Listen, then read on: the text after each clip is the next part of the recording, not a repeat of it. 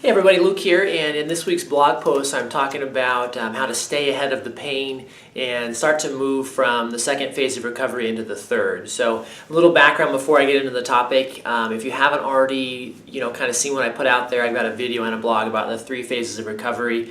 You basically got, typically when we see someone coming in for physical therapy, we talk them through those 3 phases. The first phase is just pain reduction, getting everything to calm down, get the inflammation down, and then that second phase is once you're feeling a little better, you can progress into phase 2 where it's a little more active, a little more stretching, a little more exercising.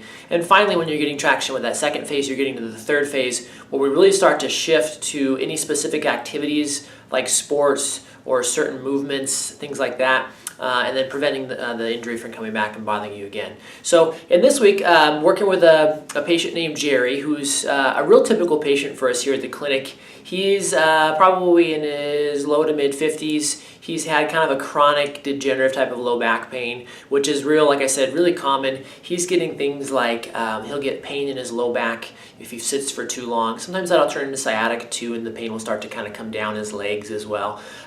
Prolonged standing will bother him. And really what kind of sparked him to come in for treatment was that he loves to work in his shop at home, and he just really can't do it for more than a few minutes at a time because the back pain just comes on and he's got to sit or lay down or do something like that. So he comes in for therapy. He's on about visit 6 with us right now, and so far he's made really good gains. We've gotten his pain level down, so we've kind of progressed from phase 1 into phase 2, where it's a little more active. Like I said, he's doing more stretches, he's doing more self-management. We're teaching him things about strengthening his legs and his core, and we're really starting to change the game a little more to prevention. And that's the key here today for Jerry. I said, you're doing really well. You're feeling better, you're doing this, and when your pain hurts, you know what to do to alleviate it. Which Jerry usually comes in and says, well, how you doing? Oh, doing pretty good until this, and now he's doing his stretches that I taught him, which is great. But unless he wants to stay that way, where he's constantly having to, manage his pain, he's got to make the shift to phase 3. And what he's got to do is he's got to really be aware that to get from phase 2 to phase 3, where again he doesn't have to manage his pain, he can focus on preventing it and just kind of keeping it where it belongs, which is gone. He's got to perform, or he's got to create and kind of really subscribe to some new habits. And it's what I call staying ahead of the pain. One thing that I didn't mention in the blog post too is that you'll hear this a lot with people after surgery when they're taking like their narcotic pain medication.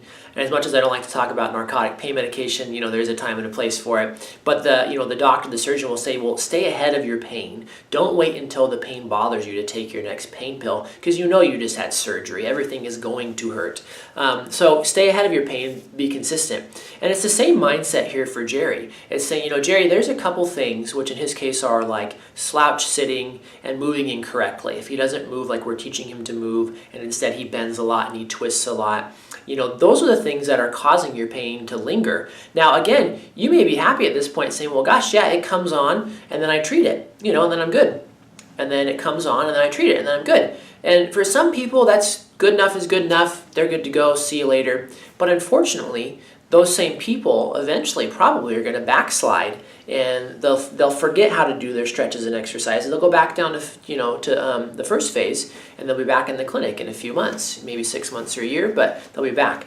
So again, for Jerry to really shift himself and to make that big leap from phase 2 to phase 3, we've got to focus on creating some new habits. So instead of treating your pain with these certain stretches and exercises every time you slouch too much or you lift incorrectly, let's just stop it from ever getting there. Let's really focus on sitting up with good back support in your chair. Let's focus on, even when your back feels really good, always moving correctly, because you now know, and you've seen the results, you now know that if you don't, it's going to hurt.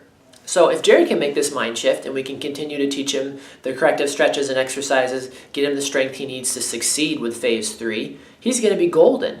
And again, if he can really make those into habits, he's not going to come back and see me in 2 months or 6 months or a year, which is ideal. It's a win-win. Jerry doesn't have to keep coming back in for treatment, and I don't have to worry about Jerry being disappointed that physical therapy worked, but it only got him so far, and now he's dealing with it again.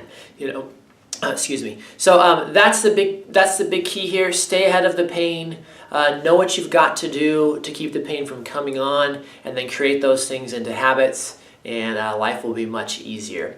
And like I said at the end of this blog, this obviously is a good story for someone like Jerry who's dealing with lower back pain, which is far and away the biggest thing we treat here. But it really applies to anything. You've got the two real causes, or the two real things you need to do with therapy, and that's number one, identify what's causing your pain, and number two, identify how you can keep that root cause from really bothering you in the future.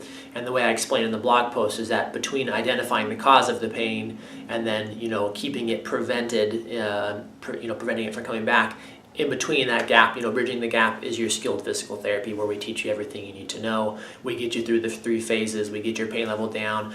We teach you how to strengthen, and then we teach you how to keep it from coming back and get you back to what you love to do, which for Jerry is working in his shop. For you or someone else might be playing with your grandkids, going on a long walk or a hike, dancing, certain sports, things like that. So that's your, your nugget of information and wisdom for this week. And as always, if you have questions about kinds of pain you're dealing with, or maybe you've tried physical therapy or chiropractic or injections, or you've been told there's just nothing you can do, please know that by and large you're no different than the average person we see here who's been struggling with pain for a long time.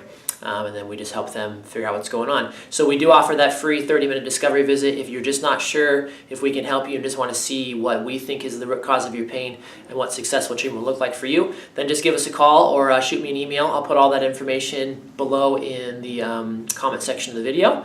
And I hope you're doing well, and I hope this information is helpful. So thank you for watching. I'll talk to you later.